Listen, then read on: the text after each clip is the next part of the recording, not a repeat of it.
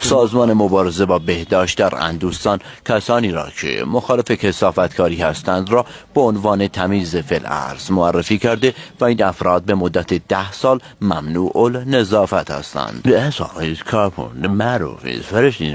اسحاق کاپور معروف به فرشته مرگ.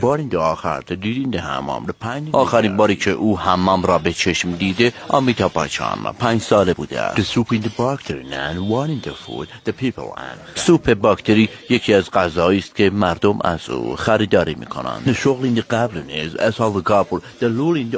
شغل قبلی اسحاق کاپور لوله بازکنی بوده است. به همین علت شباهت بسیاری بین شغل جدید و قدیم او احساس می‌شود.